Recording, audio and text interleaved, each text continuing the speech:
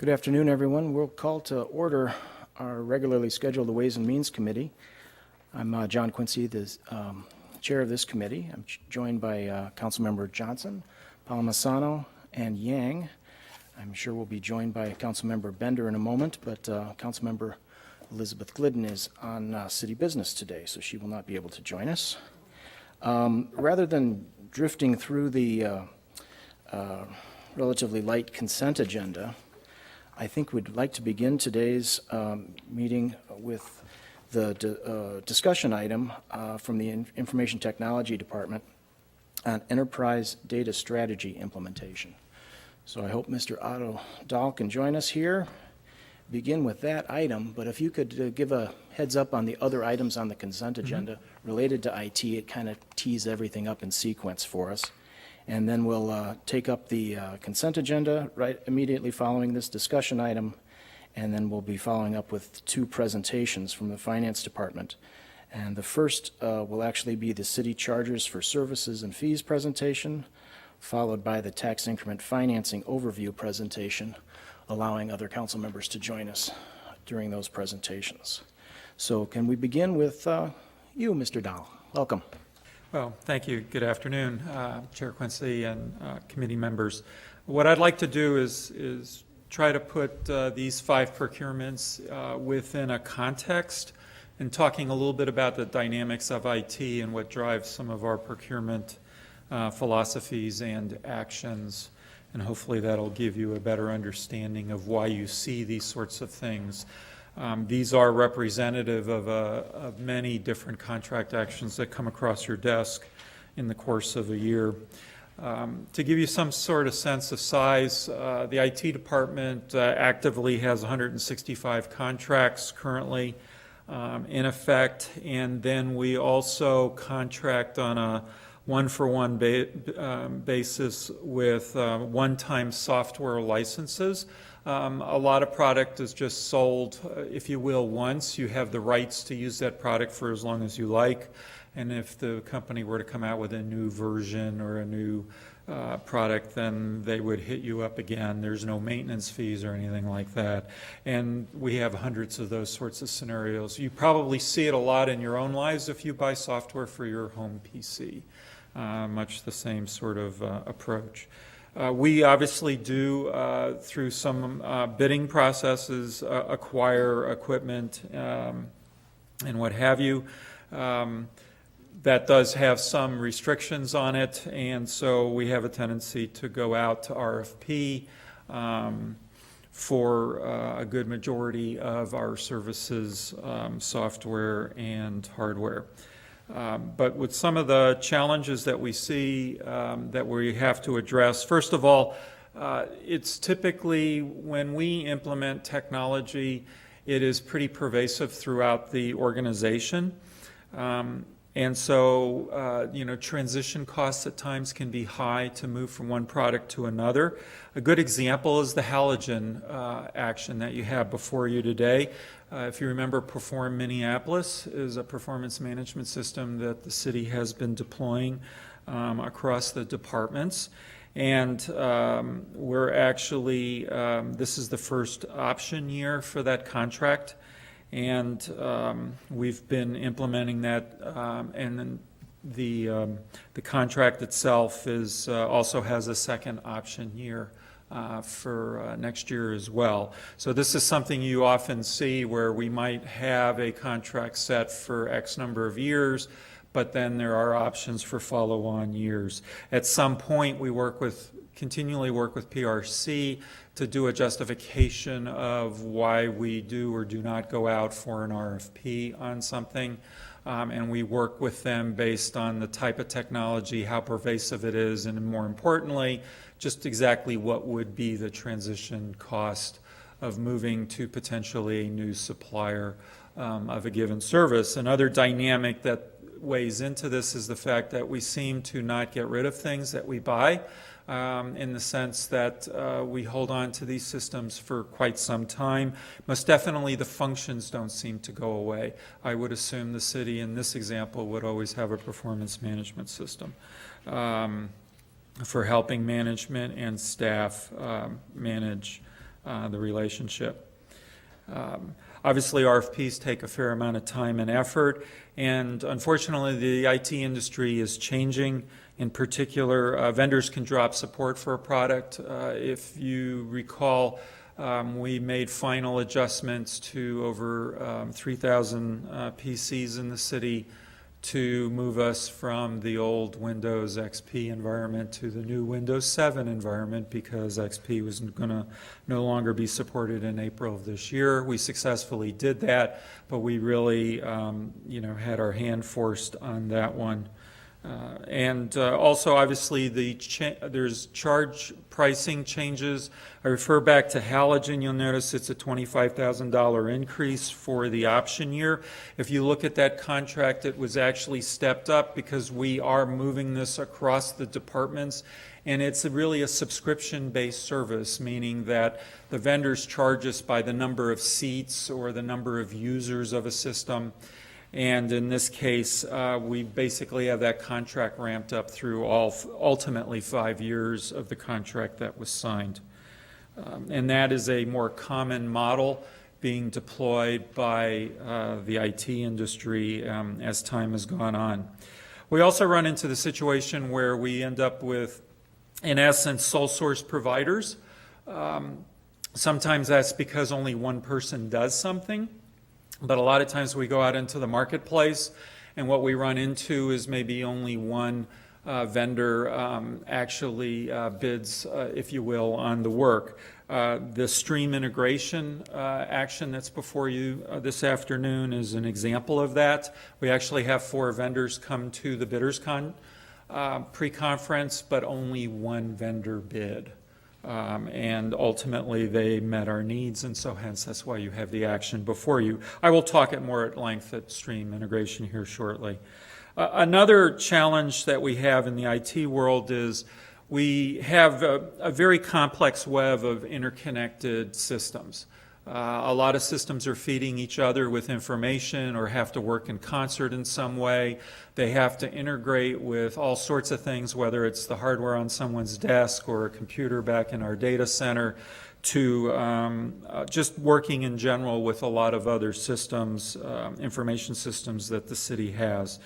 And in particular, the action that you have on the ESRI additional storage is, if you will, using our GIS-facing application data, putting that in the cloud, really was to mitigate some performance issues that we were having at peak time for such applications as the snow emergencies app, the street cleaning app, and the block events, etc. Those sorts of apps get very high usage in a very short period of time, and we were having some performance issues, and we concluded that by going to, in this case, the cloud, and in particular staying with our existing ESRI vendor, because that's where those applications lie, that we could get the sort of performance we need when we're at those peak loads.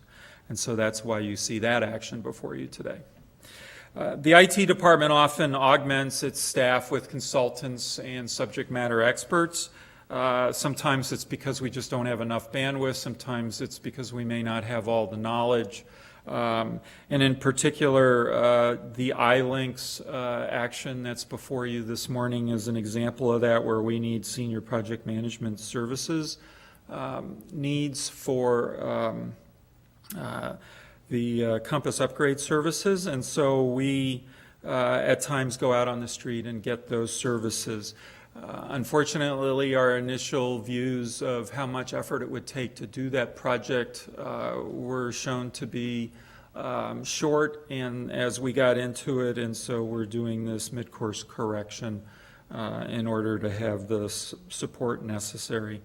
We also find that we're always looking for better practices and approaches to how we conduct our work from an IT perspective.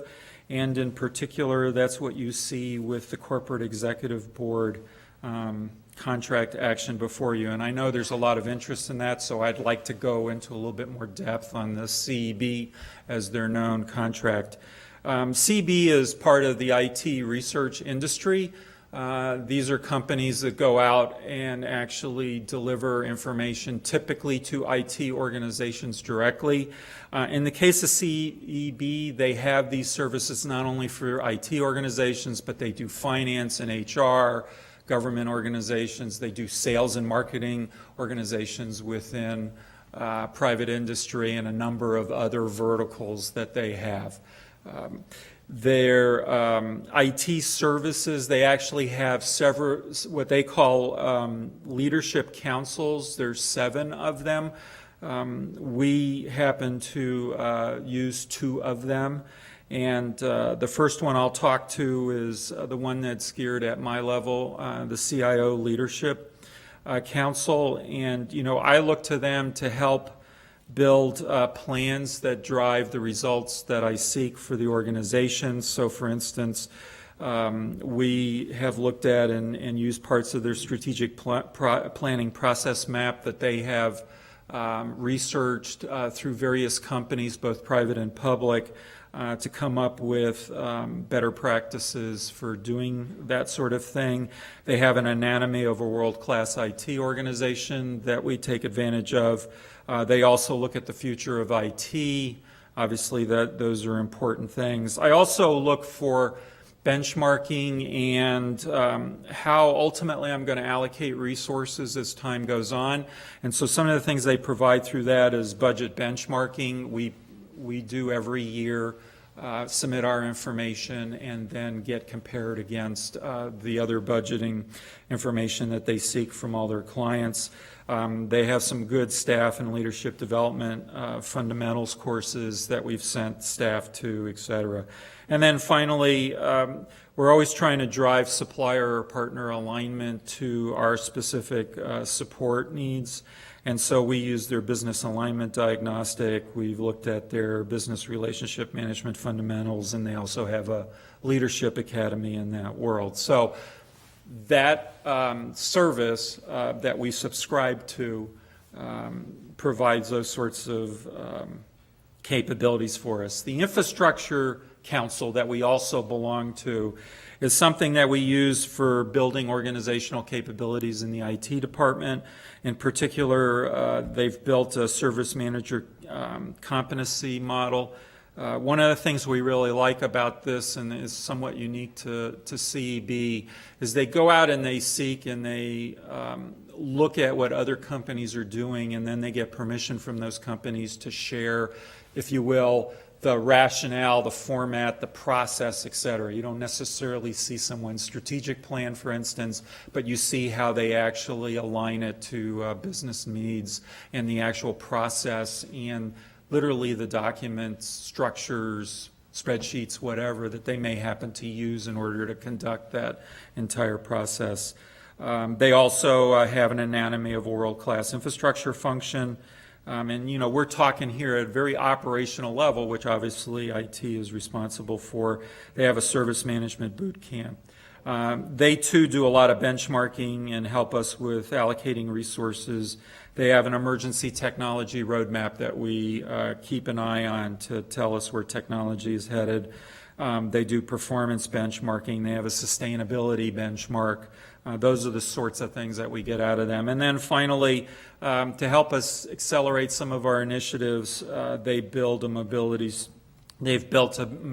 strategy that they share, service management roadmap, employee computing services workflow map. So you can tell from hopefully these examples, that's the sort of knowledge that we get.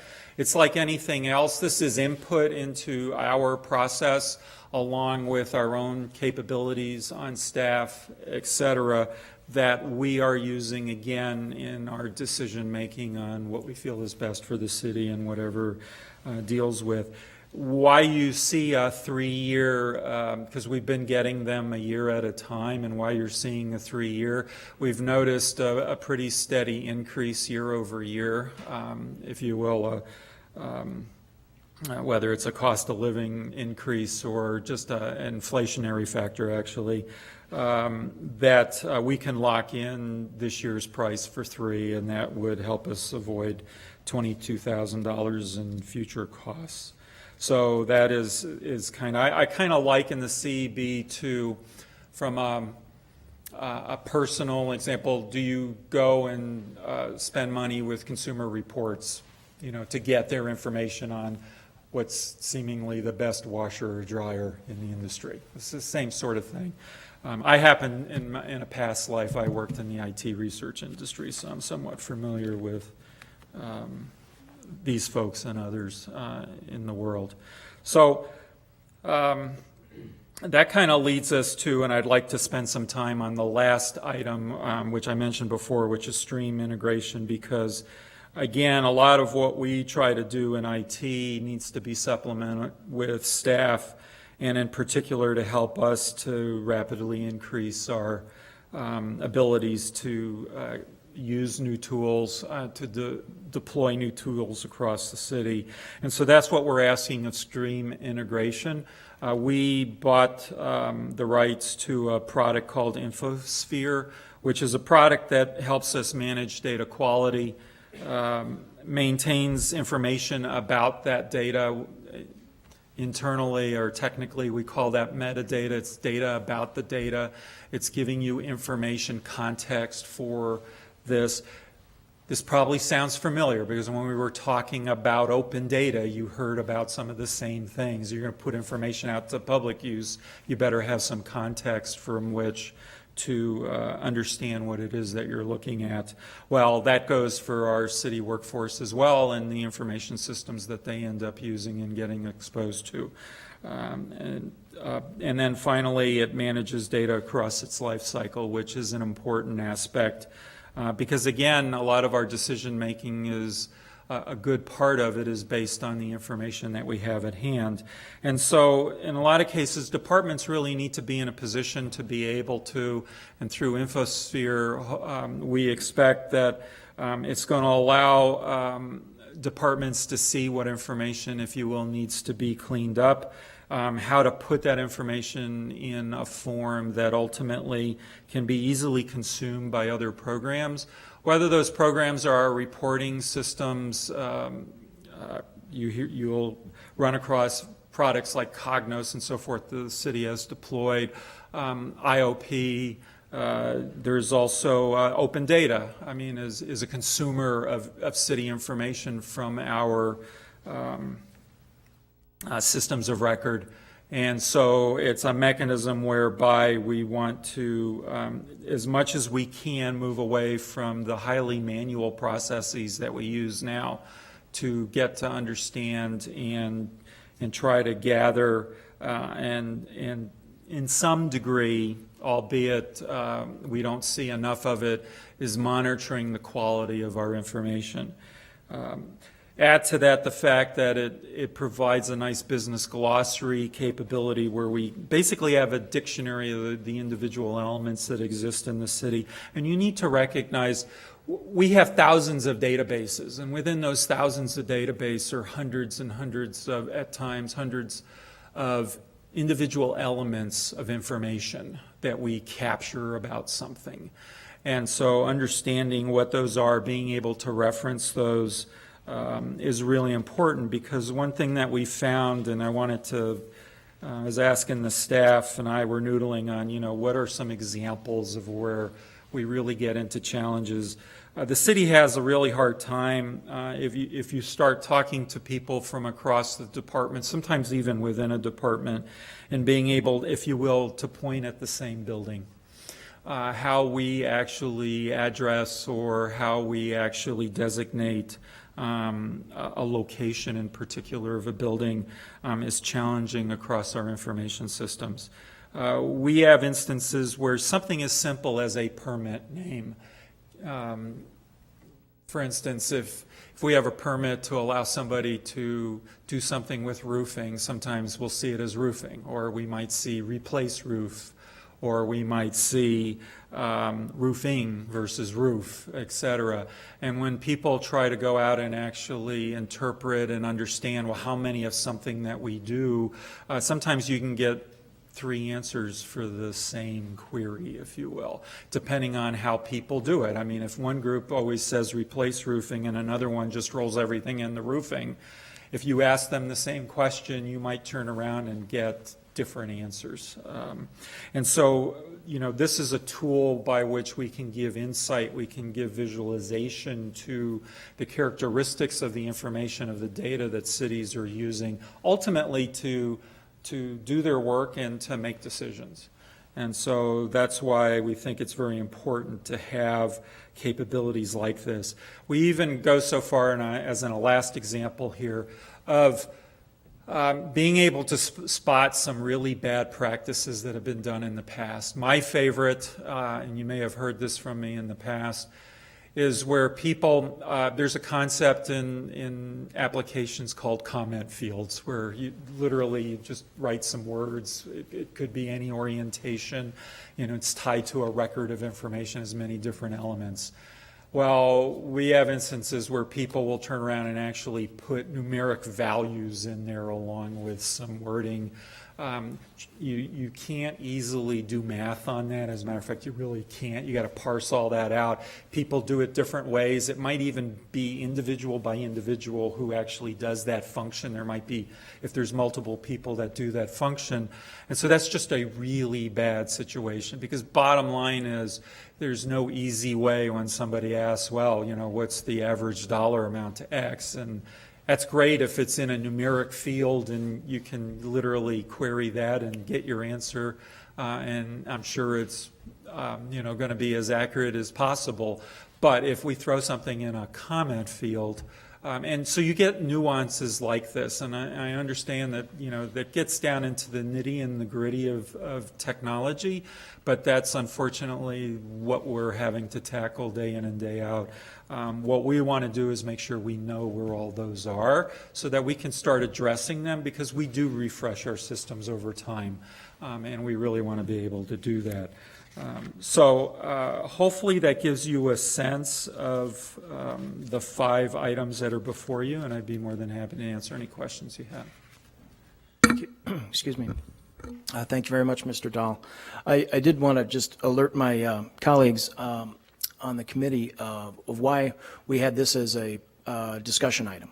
This particular one, if you add it up, there was several $1 million that we were fixed to approve here with just a reading of a simple RCA, and it leads to simple questions, and that led to deeper questions. And so when I had the opportunity to talk to Mr. Dahl about how to enhance the value of RCAs in terms of making decisions, this really led to this idea. Let's talk about this and talk about it in context with the other items on our agenda this morning or afternoon. And I think this did a remarkable job of help setting the stage and explaining to us exactly why we need to do what we need to do, and it adequately addressed my answers or questions.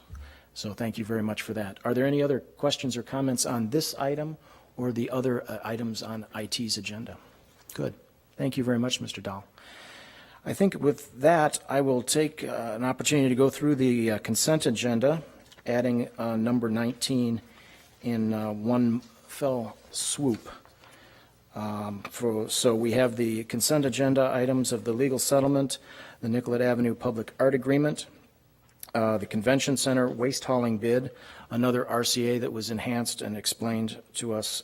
So I think the revised RCA explains that in greater detail. I was hoping Mr. Johnson would have been able to stay for this. Is he still out in the hall? Good. Thank you, Mr. Johnson, for joining us. It has nothing to do with the waste hauling content, but I was hoping you could take 2 seconds and say what a great job the Minneapolis Convention Center is and tell us about that award. Can you do that? That's a surprise to you, so I know I'm catching you off guard, but it's something we need to celebrate. That is a surprise, but thank you very much, Chair Quincy. It's always good to talk about the Minneapolis Convention Center, and just last week I was in Portland, Oregon at a convention for buildings like the Convention Center. It's the International Association of Venue Managers, and we received the Venue Excellence Award for the Minneapolis Convention Center. So basically that is stating that from our peer set across the world, they are looking at the Minneapolis Convention Center as the best convention center in the world. So say that one more time. The best convention center in the world. Thank so you we were very much. very, very happy with that. It isn't just about the building, although we have a beautiful building, but it has a lot to do with our culture, what we're doing for our employees, also from a sustainability standpoint, what we're doing to make sure that our impact on our community is the best. So it was a great award to win for the Minneapolis Convention Center. Thank you for that very much. I know that interrupts the consent agenda, but I wanted to thank my colleagues for that indulgence, because the rest of the world now knows what we already did. We are the best convention center in the world. So thank you very much. So we continue. The IT items that Mr. Dahl went through, the Regulatory Services Department's Animal Care and Control Grant, the medical plan benefit recommendations as referred to from the Committee of the Whole, the administrative fine schedule. This is from the CDRS committee. This just adds two fines that weren't in our previous fine schedule because of the actions taken with TNC and some commercial pedal carts. The annual tax increment reports, CPED's development projects and programs. That's a financial status report. That's why it's in front of our committee. The Healthy Homes Project contract extensions, DNA analysts joint powers agreement with the BCA, law enforcement services in the neighborhood adjacent to TCF Bank Stadium related to law enforcement services in the neighborhoods. Transportation and Public Works Committee has sent forward one bikeway project and the acceptance of two low bids for various projects, as well as setting the impound towing bids, impound lot. And with the additional item of the enterprise data strategy implementation, I'd like to move all 19 items for the committee's consideration. Any questions or comments on any of those items? All those in favor, please say aye. Aye. Those items pass. Thank you very much. Thank you for staff for all that great work. I think we get to go to the next area, which are two presentations, which is a continuing effort to educate ourselves as well as the community on a number of parts of the budget as we begin that process. We all know that the mayor's budget proposal will be made, what is it, Thursday? Thursday.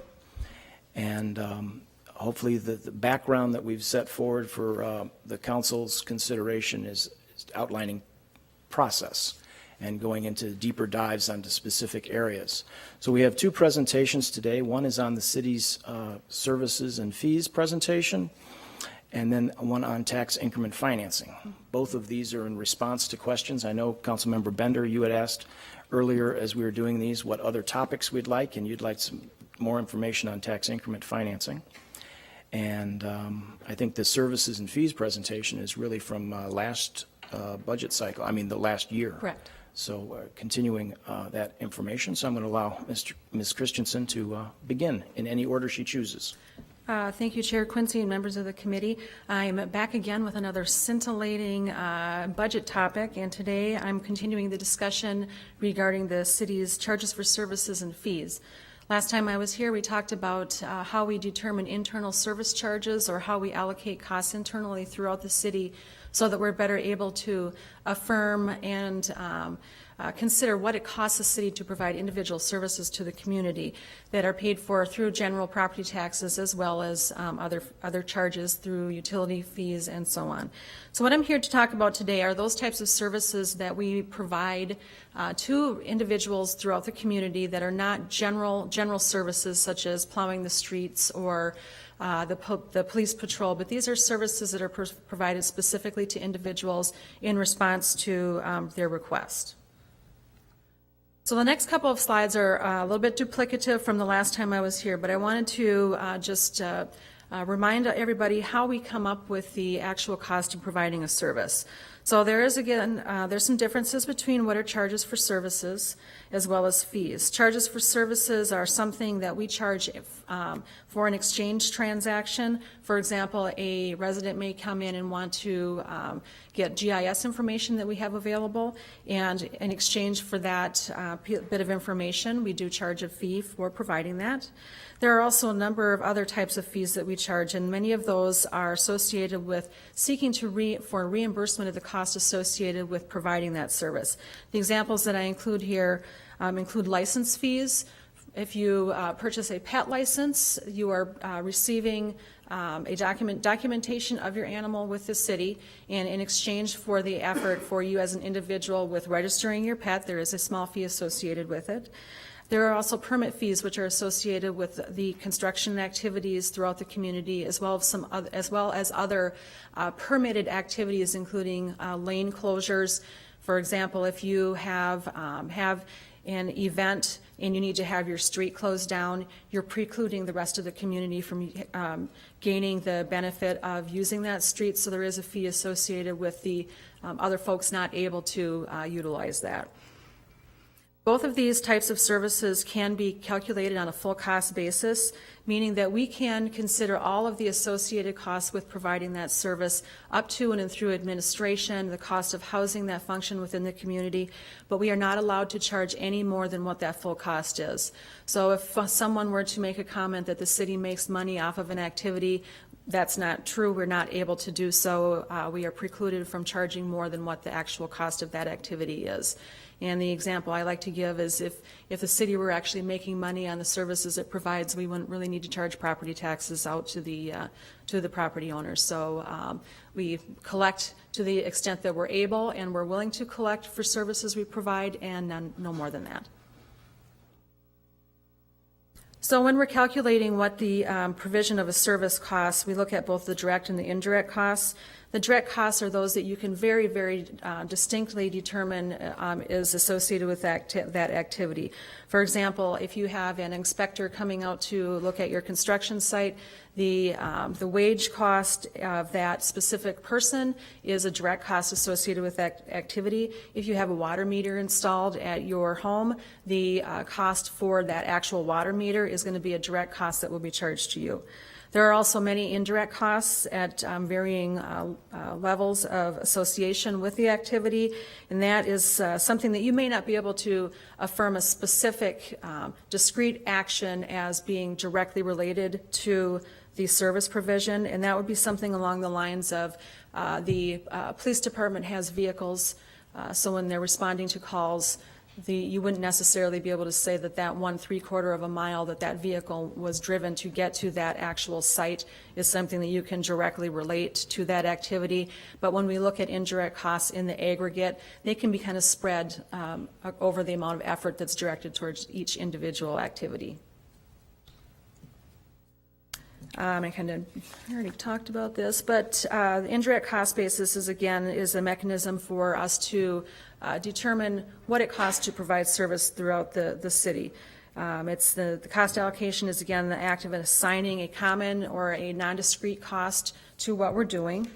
And we use this in many cases from a financial planning standpoint because we don't always associate the fact that we need to have a payroll clerk writing out paychecks for the building inspector so the building inspector can do his job and come out and inspect your job site. So you don't always see the full direct line of vision towards all the costs that go into providing that service. Using the example, there's the cost of departmental administration. Most departments are going to have a department head. Larger departments will have multiple layers of supervision. There's also the cost of the organization. We've got the coordinator's office, we've got the clerk's office, the mayor, and then we've also got many of the other support services for the city. We've got the cost of the facility, the cost of people having a PC or a computer that allows them to do their work, and as Mr. Dahl alluded to earlier, there's a lot of backroom work that needs to take place in order to keep people at the front line out doing what they do. So again, we've got fees that would include our processing fees for business type licenses, background checks, false alarms, and inspections. There are business licenses that various entities will purchase from the city, which is basically a permission for them to participate in a certain activity within the city. The examples I use are liquor licenses, restaurant licenses, taxis, tobacco sales, and sales of other natures. But what it is doing is it is seeking permission from the city to perform this activity under some level of supervision provided by the city to, in large part, ensure the safety of the residents. Building permits, I mentioned the lane use and the events permits. And again, many of these activities are permitted and licensed by the city mainly because of a public safety aspect, that if the city is not aware that someone, for example, is running a dry cleaning business that may potentially have some contaminating chemical, that's not good for the community. So it is a benefit to the residents of the community to have a function that kind of keeps track of what's going on in town. So, Chair Quincy, you had mentioned that this is part of a rather long-term project. I chuckle at myself when we first started talking about doing a fees analysis almost 2 years ago, and thought, well, this shouldn't be too terribly difficult. Well, I was wrong. So late 2012, when we were looking at implementing the fee schedule for the upcoming year for 2013, the council provided a staff direction for various members and departments to work together and collaborate to look at what fees are currently being charged in the city. What are we doing? Why are we doing it? What does it cost us to do it? Are they the appropriate things that we should even be doing?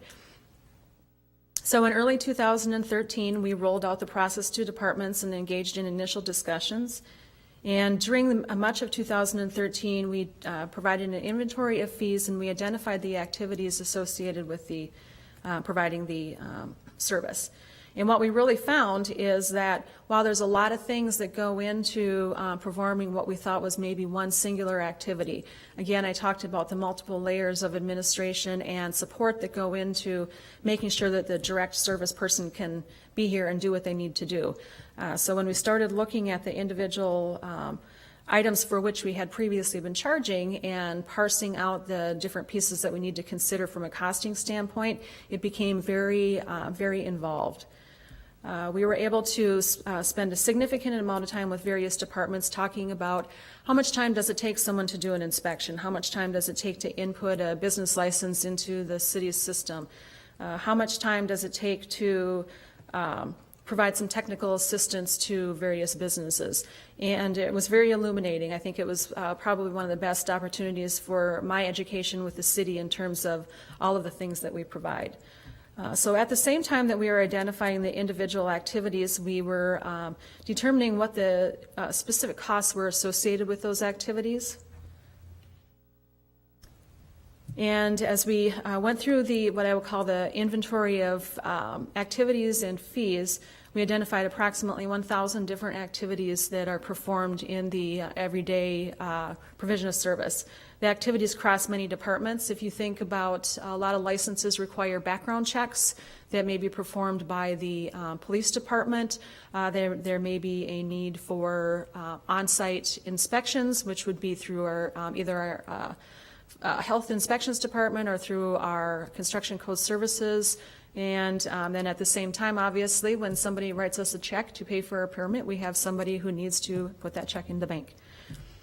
We also found that despite thinking that our universe of fees was going to be a relatively contained number, as we met with the individual departments, we found that many of the city's fees are actually captured in ordinance, not necessarily in a separate action that is approved by resolution. So in the upcoming weeks, you will have brought before you a business licensing fee schedule that is one example of being handled in a rather contained manner and very well described process. But in public works and in zoning and in some of these other areas, over time, we've specifically captured those costs in ordinance. So we're looking at over time to extracting those fees out of the ordinances and creating another self-contained fee schedule that it makes it a lot easier for the council and the committees to consider. Can you just, excuse me, Mrs. Christensen, on the process of the fee schedules, what is that process and when are we going to get attached to that? The fees process, and I'll speak specifically to the business licenses as that's one of the most well-developed processes that we have for the fees, is following the end of a financial year, using, for example, 2013, we've closed the books for 2013, and finance then works with the Office of Regulatory Services and CPED where they have got many of the business licenses. And we review what the actual costs are based upon the prior year's financials to determine what is our cost of providing that service. We compare then the fees that we're charging and look at what we've done with the fee schedule in the prior years and see how well they jive. There doesn't need to be exactly 100% correlation, but if on average they're even with what the cost is, we kind of call that good. What we do find, however, is that it can be difficult to look at what's happened with some of the individual fees because business processes change, and that's a prelude to something that we'll discuss in a few minutes. But we also look at the various inflation factors that are available, and for those of you who have ever worked with contracts and looking out for inflation adjustments in either wages or in other activities, you'll know that there's a lot to pick from. So trying to determine what is the most appropriate inflation factor for consideration when looking at the city's costs. There's consumer price indices, there's construction cost index, there's a gross domestic product inflationary factor, and one that is shown as IPD. It's the implicit price deflator, which is one that I believe many governmental organizations use because it specifically includes an inflation factor for state and local governments. So we did look at that in cooperation with the departments. In the middle of the summer, the department with the fee schedule will prepare a proposal, and then they will send a notification out to the interested parties, mainly the business owners, and let them know that there will be a public hearing to discuss the proposed fees. And so all of the recipients or all of the consumers have the opportunity to come in and speak with their elected official about their thoughts regarding what they're being charged. And I do reiterate that the city is not able to charge more than what it actually costs to provide that service, and actually in many cases will charge less because there may be market factors that come into play. We don't want to drive our businesses out of town because we've got fees that might be considered too high by them. As well as there's a public safety aspect. If the city is indeed most concerned about the public safety aspect associated with providing that license, they may be more concerned about making sure that that business is licensed than collecting the full amount. We'd rather have everybody coming in and getting their license than to be hesitant to come in because of the fees as onerous to them. Yeah, this is, you mentioned market-driven decisions, which is absolutely true. It's also, we were in the midst of the last several years of having some tough economic times, and we certainly didn't want a fee or a permit to be a barrier for someone's interest in entering starting a business or starting a rental license. But we also wanted to recover the costs. But we're also at the point where if we charged its actual true value, it would be pretty burdensome to individual users. So we're always making that trade-off decision in terms of a pricing. There's what kind of elasticity is there in that price Correct. that we can charge. So the process we were talking about is the public hearing is going to be in the CDRS committee. Is it next week or the week after that? I believe the public hearing is going to be on the 19th. Does that sound right? I think that's correct. think it's In any case, that's the starting point for it, because most of the fees are coming through that regulatory services function in that committee. And then it'll come to the Ways and Means. But it's also part of the budget process. Correct. Off the top of your head, with the thousands of activities that we have and the many departments that are charging fees, permits, licenses, et cetera, what percentage do you think we're capturing of our actual cost? You're challenging me. I didn't mean to off the top. Sorry. Are we about half? I would say we're probably over half. It depends on the specific activity that we're talking about. There's, as we go into some of the examples, you'll see that there's really a hugely wide-ranging cost depending on the type of license.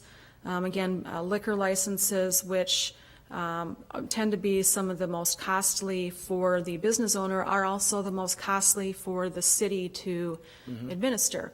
When you think about background checks and the amount of additional security that might be required in a particular geographic area due to the existence of a number of those types of establishments. So half to 70% perhaps, but there's still quite a bit of uncaptured cost, I would say. Unrecovered, let's go with that. Unrecovered, thank you. But yes. the other side of that would be what?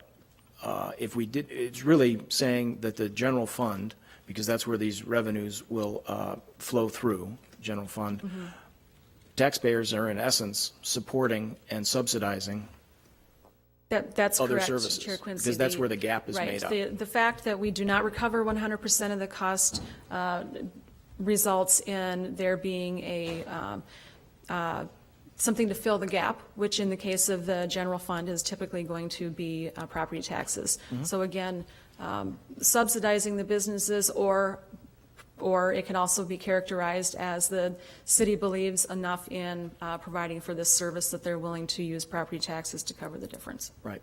And then there's also a value proposition, because they're transactional in nature, that when someone is paying a fee or a permit or a license, et cetera, they're expecting some service in addition to that. It's just not processing paper, but sometimes it is as simple as that. Exactly. And while So that's one of the other things we have to weigh. Right, and while the customer may not necessarily feel that the service that they're getting is the one that they want, for the sake of the rest of the community, that's certainly worth it. And there is some level of technical assistance that goes along with coming in and getting your license, so there is definitely value added for that customer. Okay. So some of the results that we found in going through the study, that there is a fairly consistent ratio of indirect costs when you look across all of the activities in the city. So what we found is that typically we'd be looking at an indirect cost ratio of about 1.2 to 1.9, meaning that the cost of the employee's direct time, as well as the benefits, their other compensated time, all of the layers of administration and supervision, and the costs associated with housing the individual and providing for, when I say housing, obviously I mean an office or a cubicle, or for vehicles for inspectors, that we would take the staff person's direct time and multiply it by a factor ranging from 2.22 to 2.9. And again, that provides for 100% cost recovery, for which the city is not required to charge, but it allows you as policymakers to know what amount of resources is going into providing that service.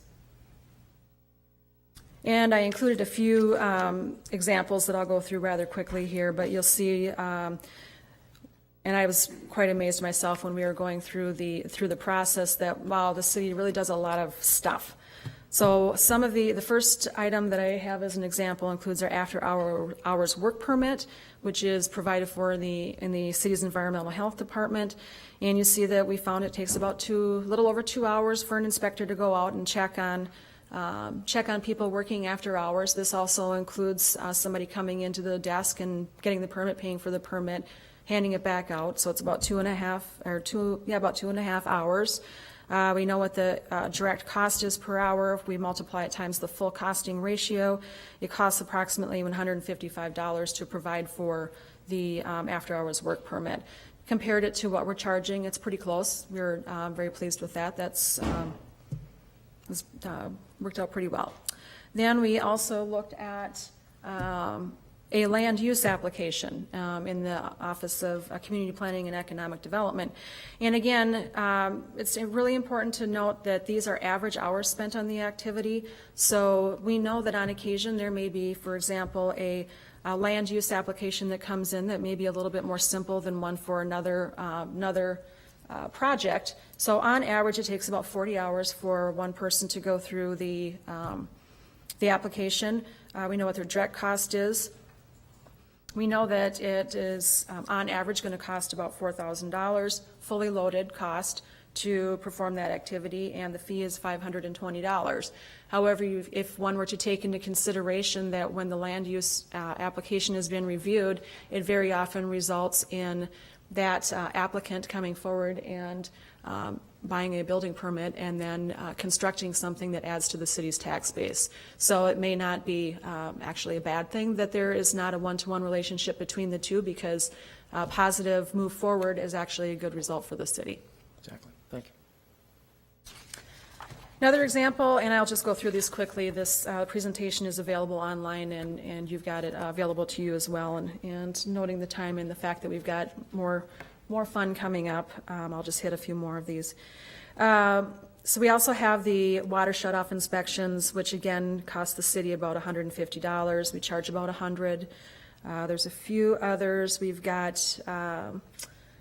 some favorites. The pet licensure takes about a half an hour for someone to process the pet licensing. There's a couple of people that participate in that process. It costs the city about $29 for an average regular pet license. And you'll see with the asterisks that the city charges between $10 and $200. There are some discounted licenses that are provided for. The $200 license is for a 3-year license. So it only takes the person one time to do it, but it lasts for 3 years. So it covers the 3 years worth of cost. Are the fees, for example, in this animal care control issue, are they used in any way to say how many people we should have working? And how do we support that function?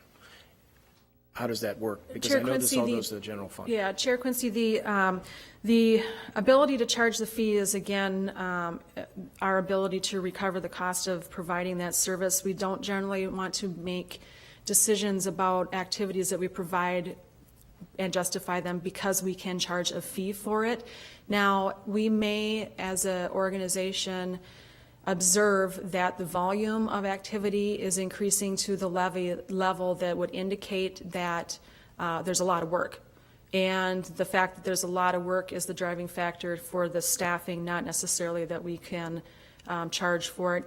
And in the case of animal care and control, we actually do charge significantly less than the cost of providing that service, because we want to encourage people to come in and get pet licenses, and it's very much a public safety activity, so that is a subsidized activity. Okay. One other item I think I mentioned earlier was some of the business licensing related to liquor licenses, restaurants, and places of entertainment. So I pulled the license for the place of entertainment that's outside of downtown. And when the the fee schedule comes back to you, you'll see that there are many classes of licenses for which we have actually about 10 different license types under the same license. Many of them are related to by the square footage of the establishment, and the place of entertainment is one such license. So you'll see that it takes on average about 4 hours to provide for a license of this establishment, and it costs about $500 on average. But depending on the square footage of the actual establishment, the fee itself may be different because of the cost of inspecting that establishment and various other factors. So one thing I think that is very important to note, that we will be working with the various departments as well as IT in the implementation of the city's new land management system to streamline some of these licensing processes. We don't believe it's necessarily in the best interest of the business owner to have to worry about 10 different stratifications of license, that if you have 999 square feet, you pay a different amount than 1,001 square feet. So we'll be coming back during next year with the implementation of land management and looking to streamline those functions. This rather busy table, remember we're talking about the various inflation factors to take into consideration. You'll see that the city fees over the last 5 years, the general fees have increased 3%. And if one were to take into consideration the various inflation factors, the CPI, or the Consumer Price Index, for the country was 7.8, for the Midwest it was 8.2. Specifically for Minneapolis, St. Paul area, over the last 5 years, the CPI went up 9.3%, and city costs in looking at actual expenditures went up 9.5. So again, going back to Chair Quincy's comment about trying to really be cognizant of challenging economic times for our business owners in the city, the city's fees went up 3% versus the city's cost of business of 9.5%. And finally, as I've iterated several times, that we don't charge more than what it costs to provide this service. We have a lot of fees that we should be looking at with the implementation of the new land management system to simplify it for our business owners. Again, and that's because the current system does not really capture the various components. So rather than staff having to go through and create spreadsheet upon spreadsheet looking at individual components of the fee, we're hoping to build that into the system and make that more simple. Let's see here. Land management system, we're hoping will provide for an opportunity for more clarity and transparency to the customers of the city. And that is the end of the fees, licenses, and permits. Terrific. Were there any questions, comments from committee members? Councilmember Palmisano, please. Thank you, Chair Quincy. Thank you for that thorough review. I've learned a lot myself. I have a question. In the 1,000 different fees, licenses, and permits, something that we run into quite a bit with the building permits or the construction work pertinent to my ward is about citations, that it is often to the developer's ultimate benefit to go ahead and allow themselves to be cited, even if it's a citation we could do day after day, because that's the cost of their doing business. Are citations also part of this analysis, or is that a whole different section of our ordinance and code? I was just curious. Chair Quincy, Councilmember Palmisano, this analysis does not include fines or citations or administrative citations. They're related, but they do not fall under the same criteria in terms of what the dollar amount associated with the charge for that citation. There is citations and fines are allowed to be punitive in nature and don't necessarily have to correlate to the cost of providing the service. Now, the city does, as a charter city, have the ability to provide for its own administrative citations, which it has been more rigorous about implementing in the last couple of years, but that would be another process. Thank you. Any other thoughts? Good. Thank you very much for that, Ms. Christensen. I know that there's requests from individual council members to do deeper dives into this, and I'm hoping between your office and my office we may be able to group those so we're able to do that more efficiently for you. But thank you for this update and presentation. Are you ready to start the next one, or how is this going to be presented? This is on tax increment financing overview. I assume Mr. Winkelheim. I've asked Mark Winkelhake and Matthew Hendricks from our Development Finance Division to provide you information on tax increment financing because they really know the stuff. Great. Well, thank you. I'm going to, whoever wishes to go first, please introduce yourself for our benefit and for the public's. And this is certainly a high-level presentation, right? Correct. Good. I'll let you go to it. Mark Winkelhake with Development Finance Services. Mr. Chair, council members, I'd like to start out this overview by just giving you some basic information about tax increment financing. It's a development finance tool that's based on property taxes. It's often used to provide public financial assistance to private development that would not otherwise occur. It's also used occasionally to pay for public infrastructure, roads, sewer, water, that's adjacent to a development. It's utilized in 49 states across the country. It might be 50 by now, just haven't checked recently. The first Minneapolis TIF district was established back in 1971. So the city has a 43-year history of using the tool, and we've used it to a varying degree over those years. Sometimes, some periods, higher use, other times not so frequently. The use of the tool is authorized and governed by the state through what's known as the TIF Act, That's Minnesota statutes and the citations on the slide there. I should note that the city also has a tax increment policy, but I think I'll mention that there are many, many policy-related issues regarding tax increment financing. And this presentation, this overview, is really going to focus in on the statutory issues, not the policy issues. The tool is used in cities and counties across the state. The concept is relatively simple, but the rules and regulations and requirements are very complicated, often very confusing as well. There's also annual reporting requirements to the state auditor's office.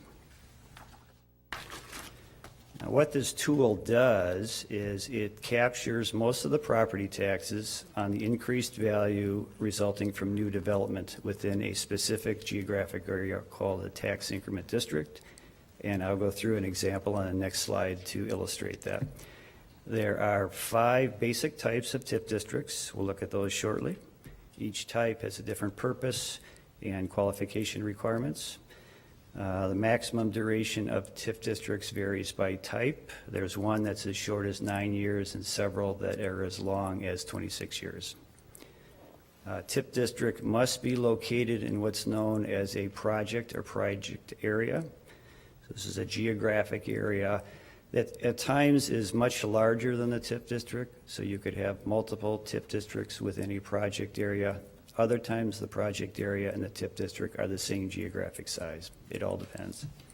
I'm sorry, could I just ask you really quickly, Sure. unless you're going into greater detail in it, but what are the 5 basic types of TIF districts? That we'll be going through That will those in be? another Okay, slide. thank you.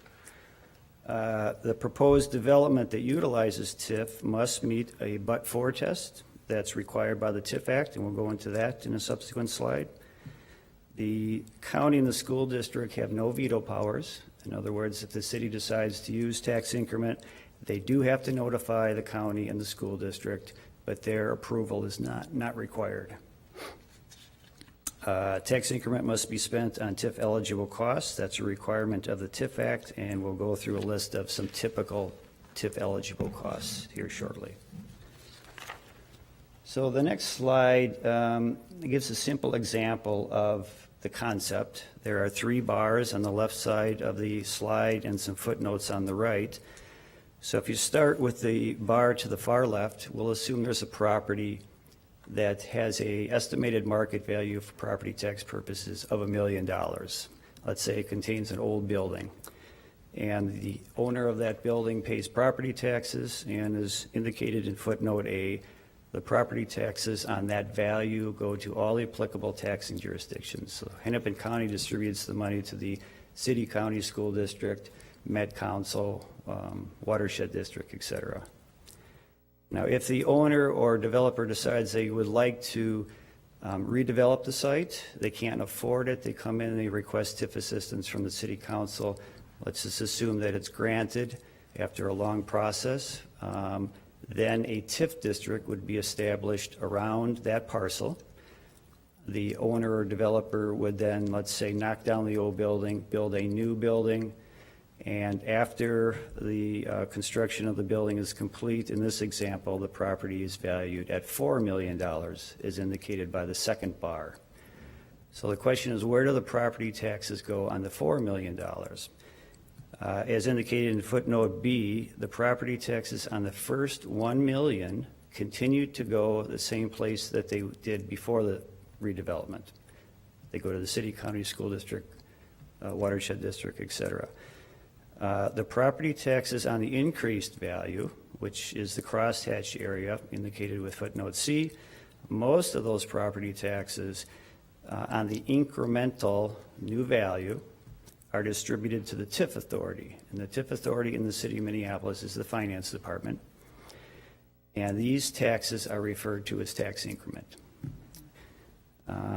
Typically what happens then is the city will retain 10% of that for administrative purposes. And then the remainder gets used to help pay for some of the redevelopment costs associated with getting the project done. We'll go into the mechanics of that a little bit later, but that's the basic concept. Now, I mentioned before the but-for test, and in order to utilize tax increment financing, the proposed development must pass this test. And this is, there's basically two tests of sorts. There's the statutory but-for test, which appears in the TIF Act, and to paraphrase what that test is, it says, if not but for public assistance, the development or redevelopment would not reasonably be expected to occur within the foreseeable future. So what the state's saying is that if this project cannot be done with private sources, and if the public is needed in some aspect, you can use this tool. Now, here in Minneapolis, we take the test a little bit more stringently, and we say, if not but for the use of tax increment financing assistance, the development or redevelopment would not reasonably be expected to occur in the foreseeable future. So what this does is it makes this sort of the tool of last resort. If a project cannot obtain enough private financing and other public assistance, then at that point, the city council could decide to optionally use this tool. The second part of the test, either one of the statutory or Minneapolis tests, is that we look and examine what might happen on the site in the reasonably foreseeable future without tax increment assistance. And if we believe something is going to happen on that site, then the tool would not be available. The next slide lists the type of TIF districts. There's 5 basic ones, as I mentioned. The first one is the most common in the city of Minneapolis. That is a redevelopment TIF district, and its primary purpose is to eliminate blighting conditions and on previously developed sites. So it takes a look at substandard buildings, various improvements that are in disrepair, et cetera. The second most common type is a housing TIF district. Now here you're not concerned with the condition of the site, but you are instead requiring construction of low and moderate income for either rental or ownership property. The next 3 are used very seldomly in Minneapolis. Economic development TIF districts assist warehousing and manufacturing. This is the one that has a very short life of only 9 years. Renewal and renovation is very similar to redevelopment. It deals with inappropriate and obsolete land uses. Soils condition district deals with removal of pollution and hazardous substances. With these type of costs, we typically look to the state and to Met Council and Hennepin County for brownfield grants. So this is not used very often. And then the last category is special legislation that is sought for certain conditions. The next slide lists some of the typical TIF eligible costs. These are not all inclusive, but kind of running down the list, land and building acquisition, demolition, environmental, public improvements I mentioned, some site improvements, building, rehab, and historic preservation, construction of low and moderate income housing, construction of parking facilities. All of those are capital costs. A non-capital cost then is the city administrative costs. And then one of the key ones, this last bullet, is paying debt for any of the above. It's very typical for a developer to get a TIF loan, in which case they use the loan proceeds to pay for some of these capital costs. And then as the tax increment comes in year after year, it's used to pay off the TIF loan or TIF debt. I should note that the costs of public services like police, fire, snow plowing, et cetera, are not TIF eligible. And that's by statute? That's by statute, yep. Then this slide I just threw in there, where can you spend tax increment?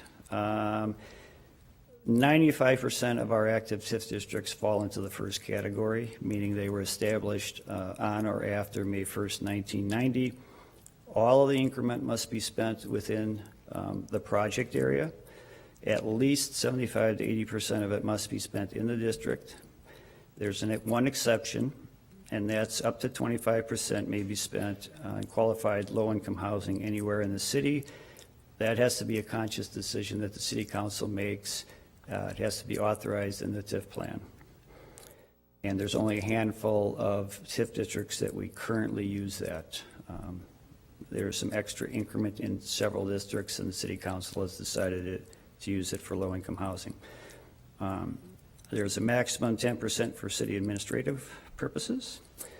And then the second category, there's a little bit more flexibility there, but there's only 4 districts that are currently satisfy that, and they will be all be decertifying here in the coming years. So at this time, I'd like to have Matthew Hendricks from my staff go through the remainder of the presentation, starting with a little bit more detail on the financing aspect of tax increment financing. Okay. As we make that short transition, are there any comments or questions at this point? I'm thinking not. Mr. Hendricks. Good afternoon. So financial assistance is typically needed during construction, which presents a problem because the tax increment is generated over 26 years, starting a couple of years after a project is developed. So that raises the question, how can a future stream of annual tax increment collections provide this assistance during construction? And the most typical and most commonly used tool is a pay-as-you-go TIF revenue note, which is issued to the developer. Then the developer, in turn, finances the TIF assistance by obtaining a TIF loan from a lender. The loan proceeds are then used to pay for the TIF-eligible costs, and the city pays the note holder 90% of tax increment collected until the note is paid off or until the TIF district terminates. The note holder uses tax increment then to pay off the TIF loan. There's also the option of using tax increment bonds, which the city may issue, but this is used very infrequently. So there's quite a process involved in... Excuse me, Mr. Hendricks. Yes. I just wanted to allow everybody to know we've been joined by Councilmember Goodman, who is the queen and godmother of TIF districts in the city. And I just want to add if you one had thing on this one quick slide. comment. Sure. We don't do TIF bonds anymore, and there's a very good reason for that. We almost have to do a pay-as-you-go note, because what happens is if the project doesn't move forward, it happens, the building is built, and then the anchor tenant leaves, there isn't a stream of revenue left to pay the bonds. And so it places the risk on the developer if it's a pay-as-you-go note, because they're responsible for it. If you don't do that and you issue a TIF bond, the taxpayers would be responsible for it. Isn't that correct, Mr. Hendricks? That's correct. There's more liability to the city. Right, so that would be like something I'd add to your presentation, is the level of risk, because we don't even issue TIF bonds anymore. We almost only do pay-as-you-go notes, correct? And that's a risk management thing more than anything else. And a lot of developers wouldn't talk to council members about that level of detail. The staff will catch it and correct them if they even get that far. Thank you for that. And that's absolutely right. I'm sure Mr. Carpenter would agree. The idea of using the word bond and putting property tax dollars to back the bond revenues would be a huge issue of risk that we're not, don't have the appetite for, shall we say that? Sure. Please continue. Thank you. Yeah. So there's a process of establishing a TIF district, and this is a partial list of some of the steps involved. The process is dictated both by state statute and city ordinance, and the genesis is an application from a developer requesting TIF. Then before staff can truly delve into the application, there's an initial screening to make sure the project meets some basic criteria of statute and city policy.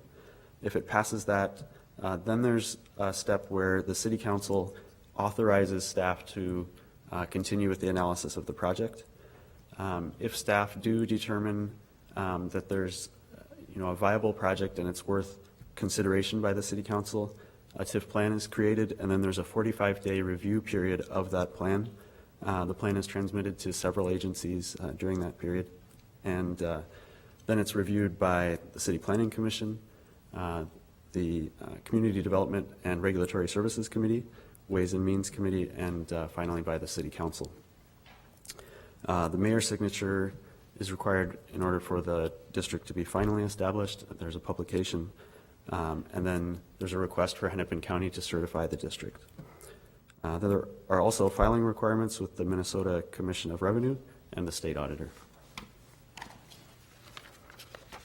And one of those filing requirements, I think, was just covered on a consent item today, right?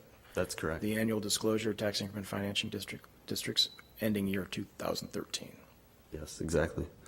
The city council role includes several points of decision related to TIF districts, starting with the general policy that governs how TIF applications are considered, and also any amendments to that policy. The city council can authorize staff to analyze projects requesting TIF assistance, and also approves TIF plans and the creation of TIF districts. Let's, if I could, I just wanted to make that distinction between policy and statute, which you Yes. started the presentation with. Where is the tax increment policy, where does that fit in our structure? Is that through the CD, or is that a financial policy that's attached to the budget? That's a good question. I'm going to defer to a colleague. I'm not sure. Chair Quincy, council members, yeah, the TIF is a financial policy that gets reviewed every so often, every so many years. It's been a little while. I think 2005 was the last time the TIF policy was looked at. It has sort of general goals, guidelines. There's a purpose to the policy, et cetera. But it relies heavily on the TIF statute to dictate to the council what you can and can't do with it. So if it's like I say, reviewed every so many years. Yeah, and I would argue that our policy, our financial policy, is certainly more stringent than statute would allow. We're looking to actually protect our resources as much as possible and to keep as much money into the tax base as possible, rather than having them go to individual developments. And this becomes the ongoing question of when is it appropriate to use TIF as a financing tool. And we have those set out as part of our own but-for tests, right? That's right. So the council also approves individual redevelopment contract terms for new developments, approves appropriations for TIF administrative costs, and approves any modifications to TIF plans after they're created, and then also receives and files the annual TIF disclosure reports, which happened today. So across the state of Minnesota, there are about 1,800 TIF districts in existence. Most of those are one of the top 3 categories on this list. Redevelopment districts make up about half of the total, housing districts another 30%, give or take, and economic development districts about 17%. And then within the city of Minneapolis, we have 79 active TIF districts.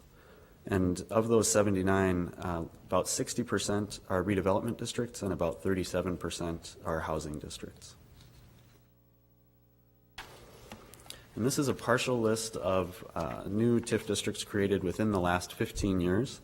And you'll see it's a combination of more commercially oriented and more housing oriented districts. And one trend we're seeing is there are a number of projects that are mixed use. So they have a component that's housing and a component that's commercial or retail. And just getting back to Councilmember Goodman's earlier point, these are all pay-as-you-go TIF notes. Is that correct? No, there are some that include tax increment bonds on this list. Okay. This chart shows the number of active TIF districts in Minneapolis, and the number peaked in 2008. And between 2008 and 2009, there were several large TIF districts that were decertified. And then, as we've mentioned, there are currently 79 active districts. And this chart takes a look at the TIF districts in the city as a percent of the entire tax base of the city. So for several years leading up to 2009, somewhere between 14 and 16% of the city's tax base was within TIF districts. And then with the decertification of several large districts, by 2010, that number had dropped to about 7.6%. And we're projecting that in 2016, the percent of the city's tax base that will be within TIF districts will be just under 7%. And that concludes the presentation. We're available for any questions. Great. Thank you. Are there any questions? Or remember, Councilmember Bender, when you thought about this? Is this what you were looking for? Are there other information items that you were interested in, or? Thank you, Mr. Chair. Yeah, I think this was very helpful. I do have a follow-up meeting next week to get more into the details of some of our existing districts. I look forward to that. Good, thank you. Councilmember Goodman, please. Well, thanks for having this presentation. It seemed kind of basic, but maybe that's what was needed. I just want to say one thing about the use of tax increment that wasn't mentioned in the report, and it goes all the way back to that second slide. And I guess if you just picture the graph slide, you don't need to go back to it. A lot of times you'll hear from developers, it's free money. It's but for. You wouldn't have that money in the tax base if you didn't do this project.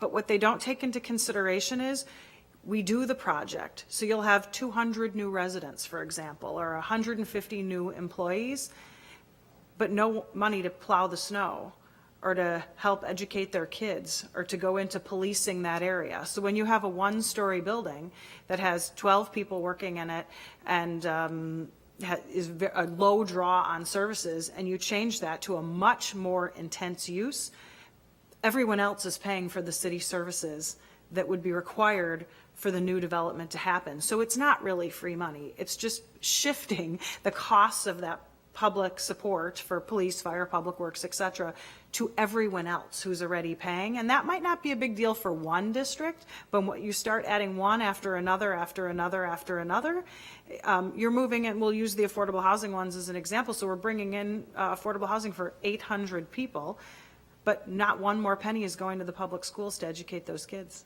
or to Hennepin County to provide services, or to the city to plow snow, or to have police protection or fire protection. So I think we have to be extremely judicious in our use of this tool. It's a tool, and we should use it when we have to, but often this is the tool of first resort for developers because it doesn't really cost them anything.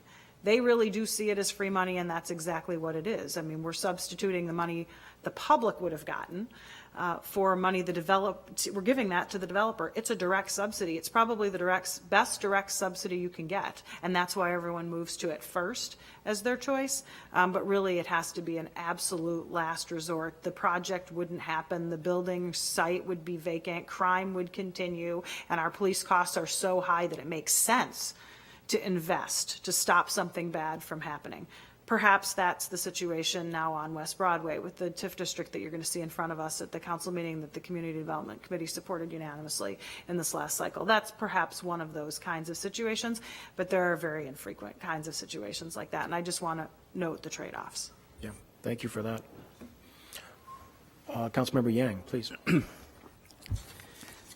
Thank you, Mr. Chair, and I wanted to thank Councilmember Goodman for that lesson, because I think a lot of times we get the dry version, the pretty basic version, but I don't think we get the real life version, and so it's really helpful to get a sense of that, because fortunately or unfortunately, I represent the area that covers most of West Broadway, and I think in some ways I tell folks, folks aren't really tripping over each other to develop on West Broadway, and sometimes we need a lot of help to make things work up there. But just getting that real life version of what TIF districts are and what we need to do to really think about it makes a lot more sense with that description.